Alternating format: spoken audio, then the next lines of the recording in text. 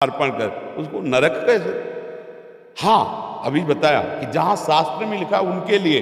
अब तुम वैराग्य ले लिए हो, सन्यास लिए हुए हो और माताओं बहनों को गंदी दृष्टि से देखोगे तो क्या होगा? इसीलिए कहा गया नरकस्य नारी।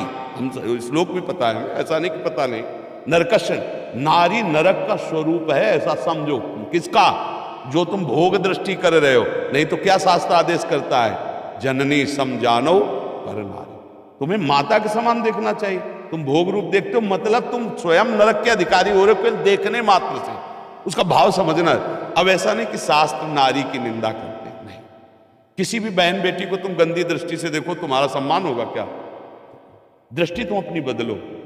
मतलब तुमने नारी की तरफ भोग दृष्टि से देखा, नरक के अधिकार तुम्हारे फिट हो गए। नरकश नारी मतलब नारी को तुम भोग बुद्धि से देखा, तुम्हारा नरक का बिल पास हो गया है। तो बात समझनी है। अगर उसको ठीक समझ नहीं है तो आपकी बात को गलत ढंग से पेश करके वो फिर निंदा का कारण बन जाता है कि शास्त्रों में नारी की निंदा की। ऐसा नहीं है, सावधानी का वर्णन किया गया। भगवान श्री राम जब चल रहे हैं तो आगे जानकी जी को चलाते जंगल में। अगर घर परिवार में कहीं अंदर है तो आगे पति और पीछे पत्नी, लेकिन अगर जंगल है, भयावह स्थिति है, तो आगे पत्नी, पीछे सुदृढ़ उसकी रक्षा के लिए चल रहे।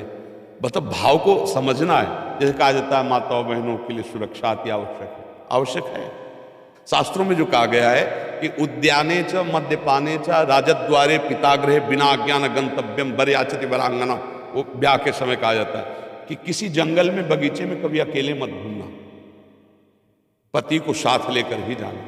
जहां कोई मदिरा पिए बैठे हो, गंदे लोग बैठे हो, वहां से अकेले मत जाना, किसी को साथ ले लेना। कभी राज दरबार में अकेले मत जाना, किसी को साथ लेना। ये सब शास्त्र सुरक्षा के लिए, वो कमजोर या निंदास्पद बात नहीं कह रहे, सुरक्षा की। हेलो आप पढ़े लिखे हो, बहुत बढ़िया है, लेकिन 4 लोग गंदी वृत्ति वाले मिल गए, अब आपको सहयोग की जरूरत है।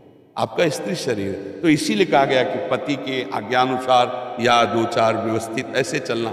अब उसको अगर हम अवहेलना में ले कि भाई नारी भी स्वतंत्र होनी चाहिए। हाँ, पढ़ने लिखने में स्वतंत्र हो, खाओ पियो स्वतंत्र हो, खूब घूमो फिरो अपने परिवार के साथ स्वतंत्र हो।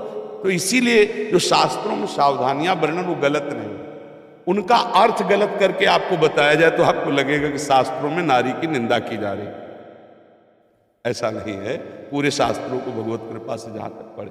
अब जैसे पुरुषों में सब ईमानदार थोड़ी होते हैं, ऐसे माताओं बहनों में सब अपने धर्म से चलने वाले थोड़ी होते हैं। तो जहां कहीं आपके आचरण गलत हो रहे हैं तो आपको डांट लगाएगा शास्त्र, और पुरुष को लग रहा है तो उसको डांट लगाएगा।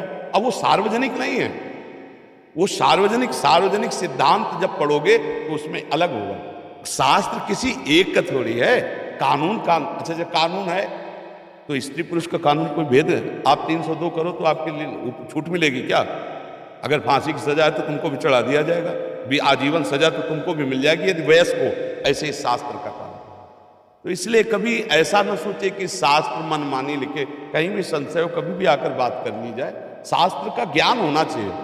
अब मतलब कहा क्या जा रहा है उसको समझा जाए।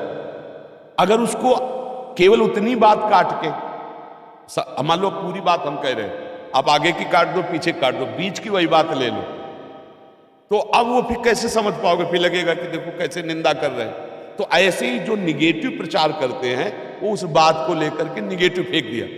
उनको खुद अनुभव नहीं कि किस धरा से बोला जा रहा है। जब आप भजन करो, धरा में आओ, तो आपको भी शास्त्र ये किसी व्यक्ति के द्वारा लिखे हुए नहीं, ब्रह्मबोध संपन्न महापुरुषों के, जो भगवान को साक्षात देख रहे हैं वो लिख रहे। और हम सब बच्चे हैं। बोलो माता पिता डांटते हैं कि नहीं डांटते? तो हमारे शास्त्र पिता हैं, वो हमें आदेश करे ऐसे चलो ऐसे चलो, और उन्होंने हमें क्यों डांट? अब शास्त्र आज्ञा का उल्लंघन करो तो मनमानी आचरण, फिर तो आप कुछ भी बोलो, भगवान को गाली दो, बात अलग। शास्त्र कहीं भी गलत नहीं है। आप केवल शुद्ध भाव से आओ, प्रश्न करो, उसका उत्तर आपको समझने को मिल जाए।